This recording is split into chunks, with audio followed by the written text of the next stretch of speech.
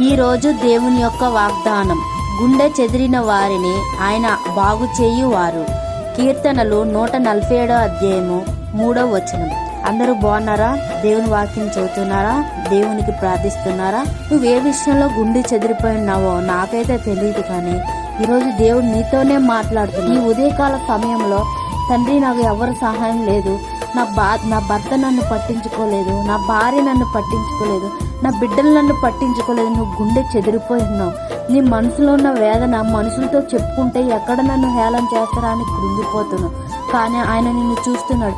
ఆయన కన్నులు నిరంతరము నిన్ను చూస్తున్నాయి. నువ్వు గుండె చెదిరిపోయి అలసిపోయి ఉన్నావు. అన్ని విషయంలో ఎటు వెళ్ళినా నీకు ఓటమి పాలే జరుగుతుంది. కానీ ఆయన నీతో మాట్లాడుతున్నాడు. గుండె చెదిరిన వారిని ఆయన బాగు చేసి వారి గాయములు కట్టువాడంట. నీకు ఏ వ్యాధితో ఉన్నావో, ఏ బాధతో ఉన్నావో, మంచం మీద పడి ఉన్నావా? నేను మంచం మీద పడిన నన్ను ఎవరూ పట్టించుకోలేదు, నా అన్నవారిని నన్ను వెలివేసి నన్ను కృంగిపోతున్నావా? ఈ అప్పుల సమస్యలు నా కుటుంబం నన్ను విడిచిపెట్టి వెళ్ళిపోయింది అనుకుంటున్నావా? నేను ఎవరైతే నమ్మారో వాళ్ళ సహాయం నన్ను మోసం చేశాను అనుకుంటున్నావా? కానీ ఆయన నీతో మాట్లాడుతున్నాడు. నువ్వే విషయంలో గుండె చెదిరిపోయినా, ఎవరితో మాట్లాడలేక మౌనంగా ఉంటున్నావా? కానీ ఆయన నిన్ను చూస్తున్నాడు. 12 ఏండ్ల నుంచి రక్తస్రావం గల స్త్రీని గుండె చెదిరిపోయి ఆయన వస్త్రపు చెంగు మాత్రమే ముట్టుకుంది. ముట్టిన వెంటనే స్వస్థత ఏ విధంగా జరిగిందో, నువ్వు ఎప్పుడైతే విశ్వాసం ఉంచి ఆయన నీకు తప్పకుండా సహాయం చేస్తాడు.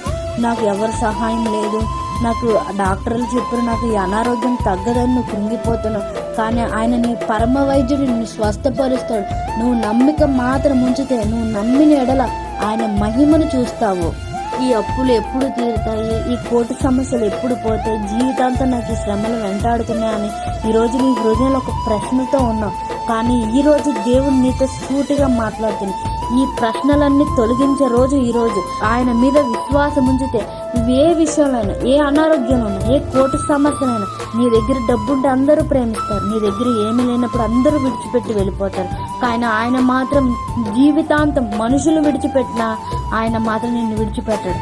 మనుషులు పై రూపాన్ని లక్ష్య పెడతారు, కానీ దేవుడు నీ హృదయాన్ని లక్ష్య పెడతాడు. ఈరోజు దేవుడు నీతోనే మాట్లాడుతున్నాడు. నువ్వే విషయంలో గుండె చెదిరిపోయి ఇంకా నా జీవితం అయిపోయింది అని నువ్వు బాధపడుతున్నావు, ఈ దినం నన్ను ఎవ్వరు పట్టించుకోలేదు అని నువ్వు కృంగిపోతున్నావు. కానీ ఈరోజు దేవుడు నీతో మాట్లాడుతున్నావు. నువ్వు గుండె చెదిరిపోయి ఉన్నావు.